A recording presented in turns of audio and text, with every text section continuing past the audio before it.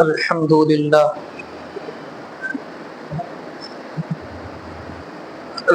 لله نحمده ونستعينه ونستغفره ونؤمن به ونتوكل عليه ونعوذ بالله من شرور أنفسنا ومن سيئات أعمالنا من يهده الله فلا مضل له ومن يضلله فلا هادي له ونشهد أن لا إله إلا الله وحده لا شريك له وأشهد أن محمدا عبده ورسوله أما بعد فأعوذ بالله من الشيطان الرجيم بسم الله الرحمن الرحيم يا أيها الذين آمنوا استعينوا بالصبر والصلاة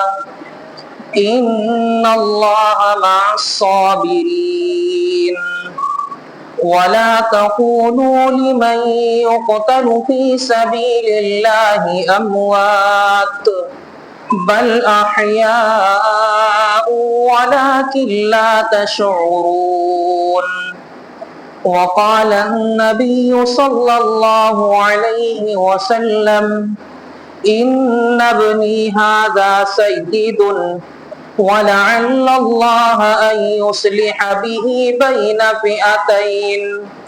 بين فئتين عظيمتين من المسلمين وقال النبي صلى الله عليه وسلم في مقام آخر سيدا شباب أهل الجنة الحسن والحسين صدق الله العلی العظیم۔ ایک مرتبہ درود شریف پڑھ لیں۔ اللہم صلی علی سیدنا محمد وعلی آل سیدنا محمد وبارک وسلم۔ اللہم صلی علی سیدنا محمد وعلی آل سیدنا محمد وبارک وسلم۔ اللہم صلی علی سیدنا محمد وعلی آل سیدنا محمد وبارک وسلم۔ معزز سامعین کرام، عزیز بزرگوں، نوجوانوں اور معصوم بچوں، آج محرم الحرام کی 8 تاریخ ہے، سن 1447 ہجری ہے، اور اسی مہینے کی پہلی تاریخ جو پچھلے جمعے کو گزری ہے، اس میں سیدنا حضرت عمر فاروق رضی اللہ تعالیٰ عنہ کی شہادت کا دن ہے، اور پچھلے جمعے کو حضرت عمر فاروق رضی اللہ تعالیٰ عنہ کے فضائل اور آپ کے مناقب بیان بھی کیے گئے تھے، اور اس مرتبہ آنے والے 2 دن کے بعد بروز اتوار 10 محرم الحرام ہے، اور یہ 10 محرم الحرام سیدنا حضرت امام حسین رضی اللہ تعالیٰ عنہ کی شہادت کا دن ہے، اور یہ واقعہ کربلا اور اس کی تفصیلات کیا ہیں، سب سے پہلے یہ بات ذہن میں رکھی جائے کہ واقعات سن 61 ہجری میں پیش آیا۔ تاریخ یاد رکھنا، سن 61 ہجری میں پیش یہ واقعہ آیا، اور اس کے پس منظر یہ ہے کہ اس واقعے میں حضرت امام حسین رضی اللہ تعالیٰ عنہ اور اہل بیت کے تقریباً 72 افراد کی شہادت کا دن ہے، اور اس واقعے کی حقیقت اور اس کا پس منظر یہ ہے کہ جب اللہ تبارک و تعالیٰ نے اسلام کو آبیاری عطا فرمائی، اسلام کو عزت اور بلندی عطا فرمائی، اور اسلام تیزی کے ساتھ پھیلتا چلا گیا، اور جس وقت میں نبی اکرم صلی اللہ علیہ وسلم کو نبوت ملی وہ سن 611 عیسوی میں آپ کو نبوت ملی۔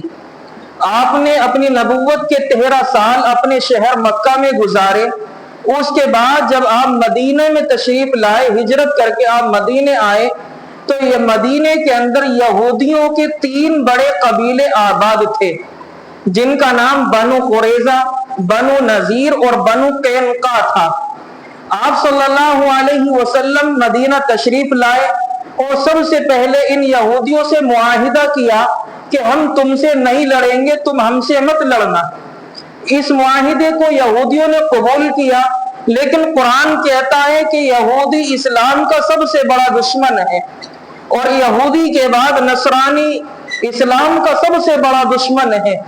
قرآن کہتا ہے وَلَن تَرْضَىٰ عَنْكَ الْيَهُودُ وَلَا النَّصَارَىٰ، اے محبوب آپ یاد رکھیے کہ وَلَن تَرْضَىٰ یہ آپ سے کبھی راضی نہیں ہو سکتے، عَنْكَ الْيَهُودُ وَلَا النَّصَارَىٰ یہودی اور نصرانی آپ سے کبھی راضی نہیں ہو سکتے، آپ کے دین سے کبھی راضی نہیں ہو سکتے، حَتَّىٰ تَتَّبِعَ مِلَّتَهُمْ یہاں تک کہ آپ ان کے مذہب کو اختیار نہ کر لیں۔ یعنی آپ یہودی ہو جائیے، نصرانی ہو جائیے تو آپ سے یہ راضی ہو جائیں گے، اور اگر آپ نے ان کے مذہب کو اختیار نہ کیا تو آپ سے کبھی راضی نہیں ہوں گے۔ تو معلوم ہوا قرآن کہتا ہے یہودی اور نصرانی اسلام کے سب سے بڑے دشمن۔ تو آپ صلی اللہ علیہ وسلم نے ان سے معاہدہ فرمایا کہ تم ہم سے مت لڑنا، ہم تم سے نہیں لڑیں گے۔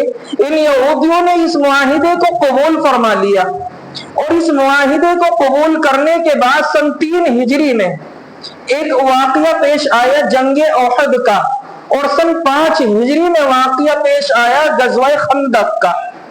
اب انہوں نے یہودیوں نے معاہدے کو توڑ کر غزوہ احد اور خندق میں نبی کریم صلی اللہ علیہ وسلم کے خلاف قدم اٹھایا، اور کفار و مشرکین کا بھرپور ساتھ دینا شروع کیا، اور یہ سازش کی کہ نعوذ باللہ نبی پاک صلی اللہ علیہ وسلم کو شہید کر دیا جائے۔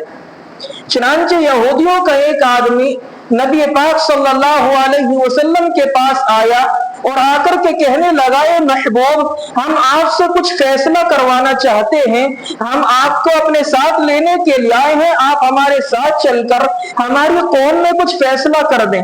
ان کی سازش تھی، سازش یہ تھی کہ اپنے ایک آدمی کو دیوار کے سہارے کھڑا کر دیا، اس کے ہاتھ میں بڑا سا پتھر دیا کہ جیسے ہی محبوب صلی اللہ علیہ وسلم یہاں آئے تو اوپر سے پتھر مار کر انہیں شہید کر دینا۔ چنانچہ آپ صلی اللہ علیہ وسلم وہاں پہنچے اور دیوار کے سہارے آپ کو بٹھایا گیا۔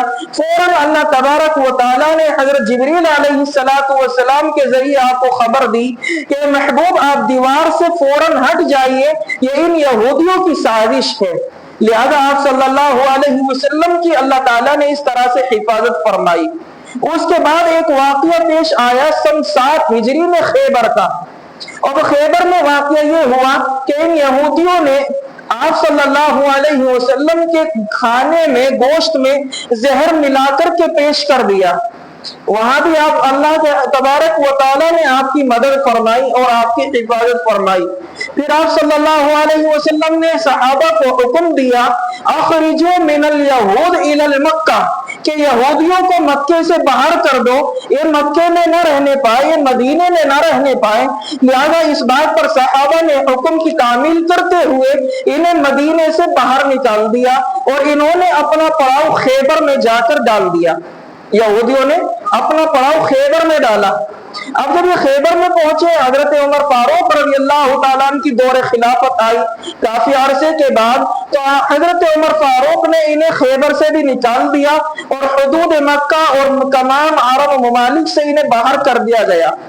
اب انہوں نے سازش رچی کہ اسلام کو کس طریقے سے ہم نقصان پہنچا سکتے ہیں، اسلام کو کس طریقے سے ہم نقصان پہنچا سکتے ہیں۔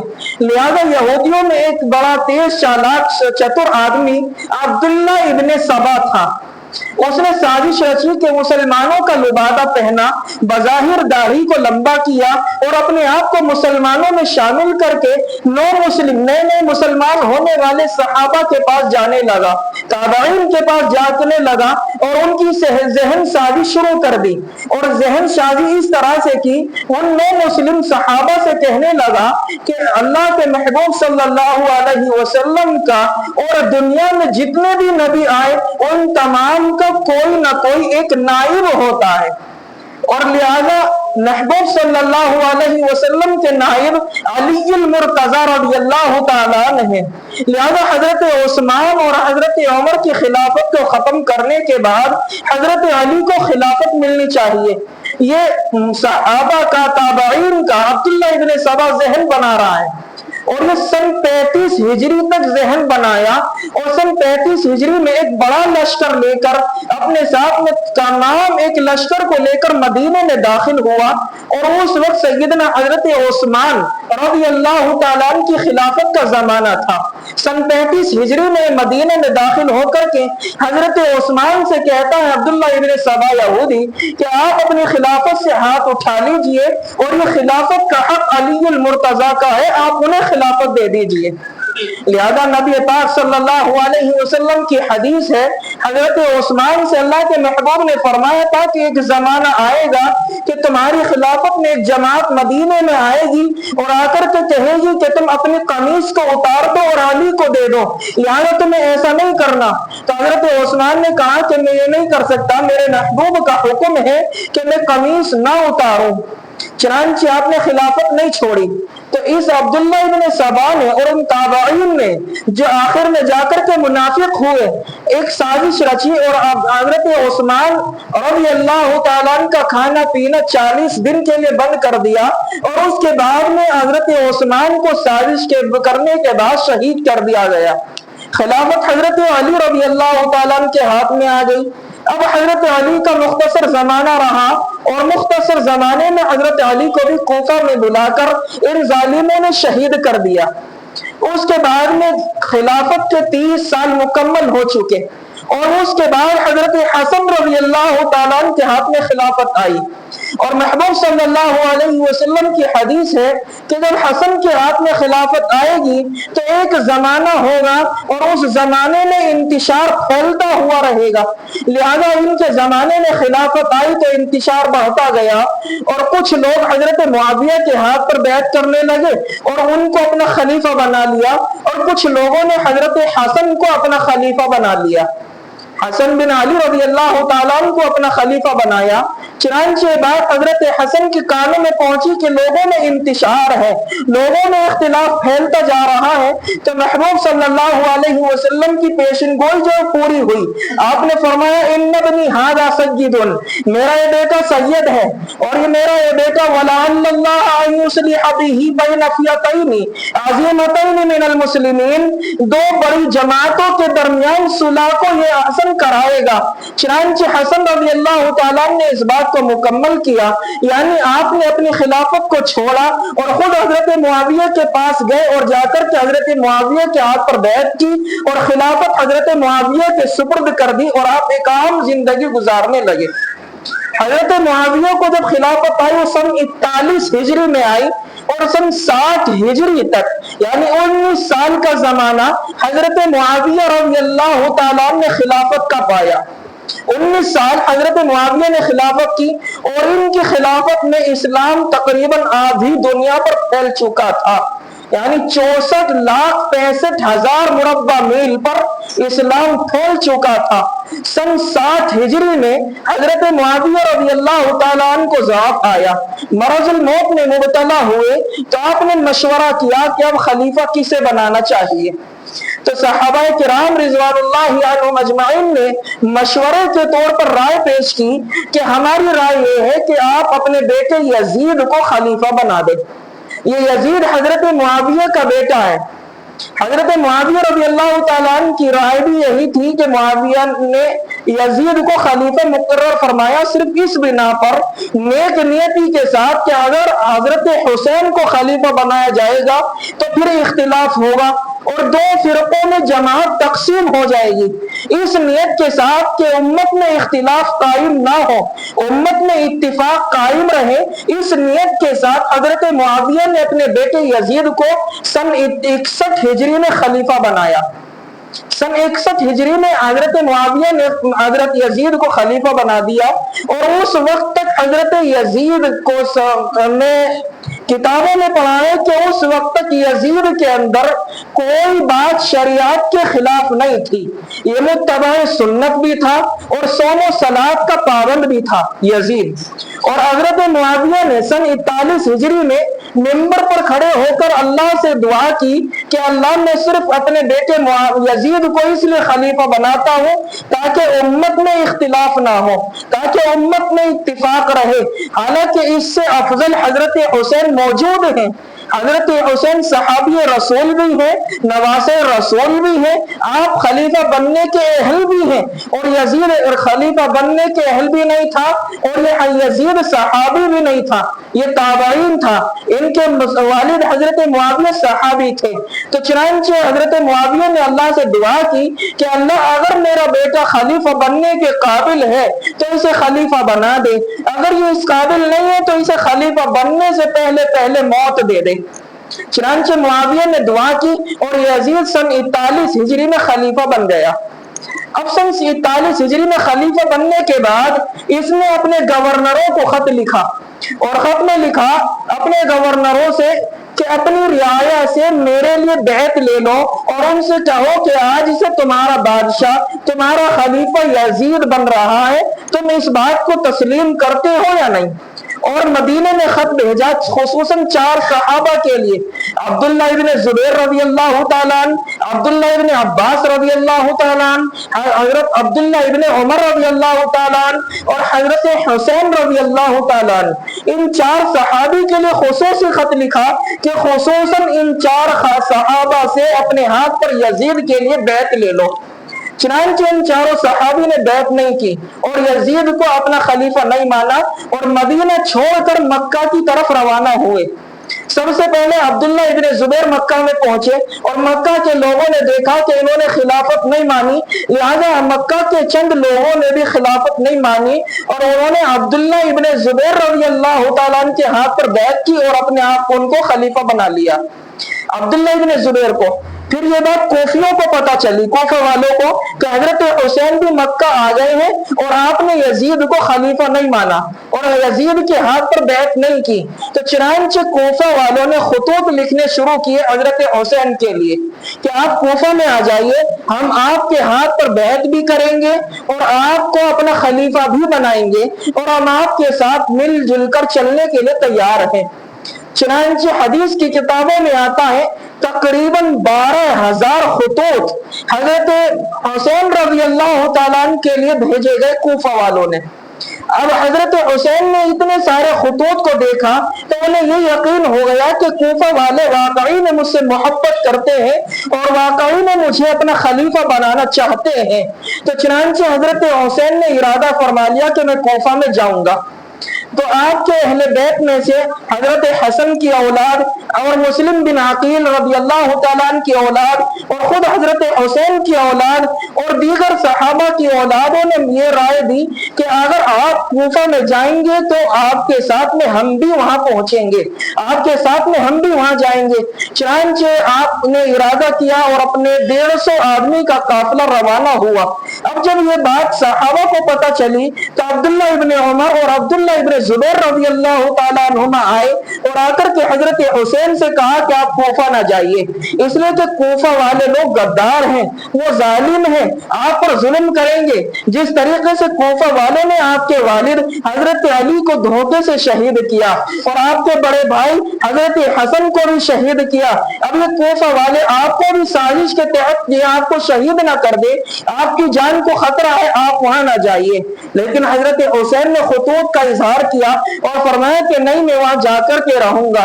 تو چنانچہ عبداللہ ابن عمر رضی اللہ تعالیٰ نے مشورہ دیا کہ اگر آپ نے ارادہ کر ہی لیا ہے تو آپ ایک کام کریں کہ آپ وہاں جانے سے پہلے مسلم بن عقیل کو بھیج دیں تاکہ مسلم بن عقیل حالات کا جائزہ لے اور وہاں جا کر کے حالات کو دیکھے کہ حالات کیا ہے۔ چنانچہ اس بات پر مشورہ طے ہو گیا اور بات پکی ہو گئی اور مسلم بن عقیل کو روانہ کیا گیا۔ اب مسلم بن عقیل جیسے کوفہ میں داخل ہوئے، وہاں سے 18,000 کوفیوں نے حضرت مسلم بن عقیل کے ہاتھ پر بیعت کی اور ان کو خلیفہ بنایا اور ان سے کہا کہ آپ حضرت حسین کو بھی بلائیے، ہم انہیں اپنا خلیفہ بنانا چاہتے ہیں۔ چنانچہ مسلم بن عقیل نے دیکھا کہ اتنی بڑی جماعت ہمارے ساتھ ہے، تو مسلم بن عقیل نے حضرت حسین کو ایک خط لکھا اور خط اس طریقے سے لکھا کہ آپ یہاں تشریف لے آئیے، آپ ایک بہت بڑی جماعت میرے ہاتھ پر بیعت ہو چکی ہے، وہ آپ کو خلیفہ بنانا چاہتی ہے، سارا ماحول ہمارے کنٹرول میں ہے، آپ تشریف لے آئیے۔ चुनांचे इस खत को हजरत हुसैन रज़ी अल्लाह तआला ने पढ़ा और आप कोफा के लिए रवाना हुए। अभी रवाना हुए ही थे कि सारा वाकया यजीद के कानों तक पहुंच गया। अब यजीद के कानों तक पहुंचा तो यजीद ने, जो कोफा के उस वक्त में गवर्नर थे, वो थे सहाबी हजरत नौमान बिन बशीर रज़ी अल्लाह तआला अन्हु गवर्नर थे। यजीद ने उन सहाबी को गवर्नरी के ओहदे से हटा दिया और एक जालिम, फासिक, गुनहगार और जिनाकार आदमी को गवर्नर बनाया, जिसका नाम था अब्दुल्ला इब्ने ज़ियाद नाम था।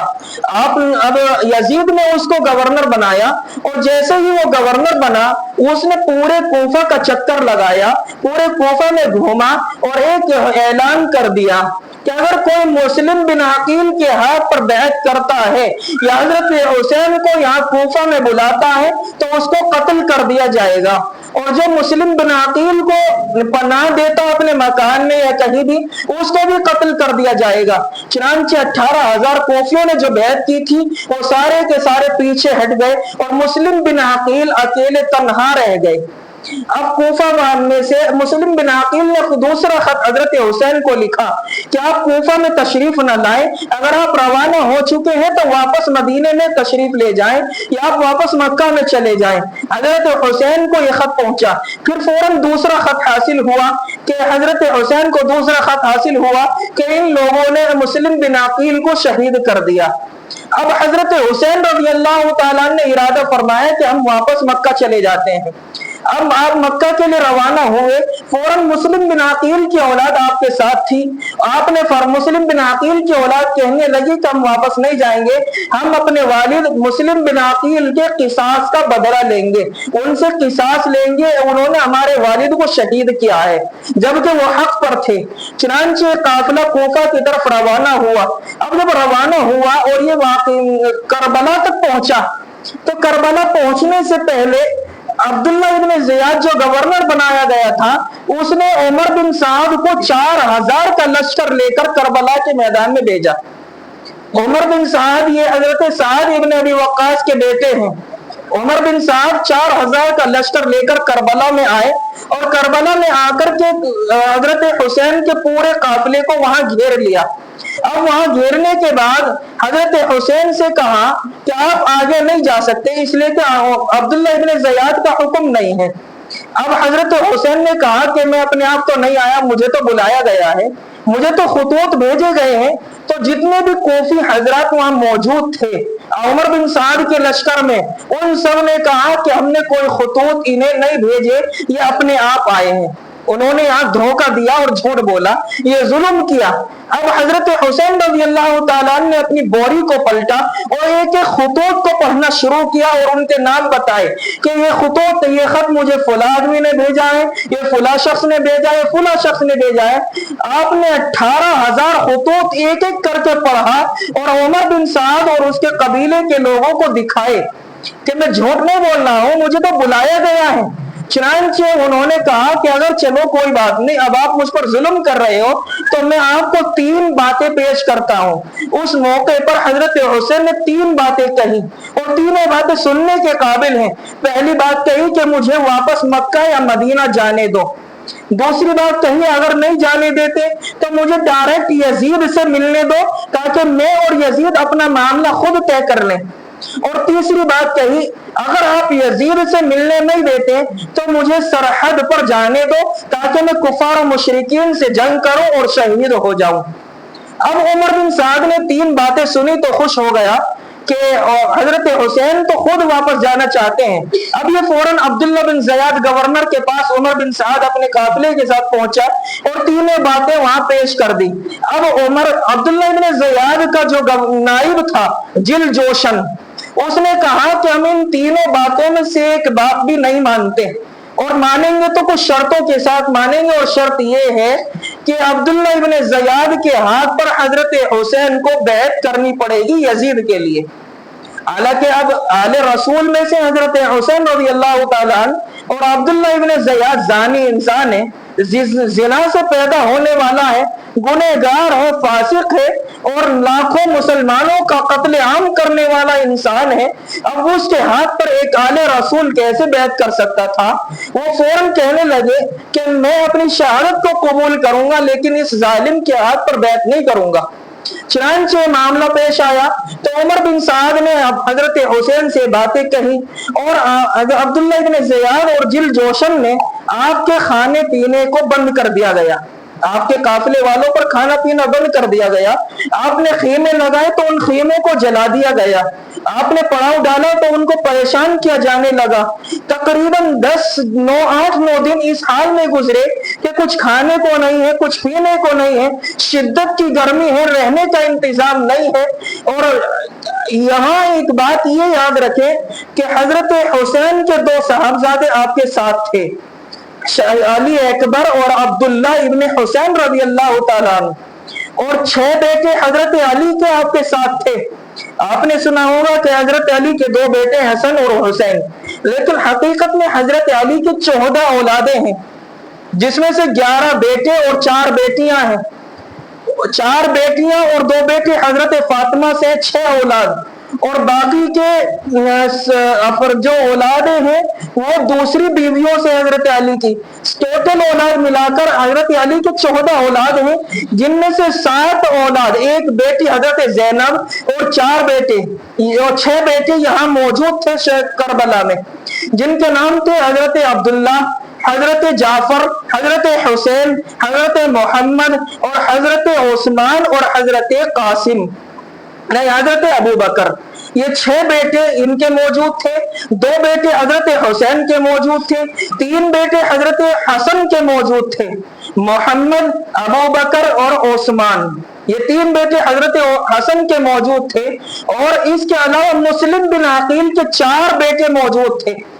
ان چاروں تقریباً یہاں اس کے علاوہ 72 اہل بیت شریک تھے، اور ان سب کا کھانا پینا بند تھا، جس میں سے حضرت حسین کا ایک بیٹا 2 سال 10 دن کا تھا، جس کا نام تھا علی اکبر۔ اب یہ پیاس کی شدت میں تڑپ رہا ہے، معصوم بچہ ہے، اور پیاس کی وجہ سے زبان باہر نکل آئی۔ حضرت حسین رضی اللہ تعالیٰ نے اس کو اپنے ہاتھ پہ اٹھایا، ان ظالموں سے کہا کہ ظالموں، اس بچے کا کیا قصور ہے، آپ اس کو پانی دے دیں۔ لیکن جل جوشن نے پانی تو نہیں دیا، لیکن تیر مارا، اور وہ تیر علی اکبر کے حلق میں آ کر کے لگا، جس سے حضرت علی اکبر شہید ہوئے اور حضرت حسین کے ہاتھ خون میں لبریز ہوئے۔ اس کے بعد لڑائی شروع ہوئی، یہاں سے واقعہ ہے، لیکن ٹائم ہو چکا ہے۔ اب اس کے علاوہ یہ ہے کہ مختصر میں بات کو کروں کہ واقعہ شروع ہوا سن 61 ہجری میں 10 محرم الحرام کو، فجر کی نماز کے قریب یہ واقعہ شروع ہوا۔ ایک دن میں حضرت حسین نے باوجود اس کے 10 دن کے پیاسے، 10 دن کے بھوکے، 88 یزیدیوں کو جہنم میں پہنچایا۔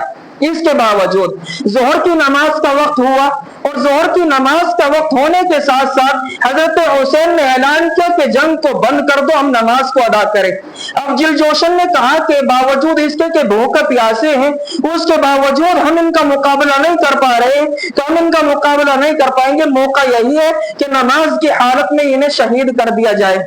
اب ان کے جل جوشن نے ایک تیر مارا جو سینے میں لگا، دوسرا تیر مارا جو گردن میں لگا۔ آپ سجدے کی حالت میں ہیں، سر نہیں اٹھا سکے، اس لیے کہ جنگ کے تھکے ہوئے، پھر بھوکے اور پیاسے، آپ اپنا سر نہ اٹھا سکے۔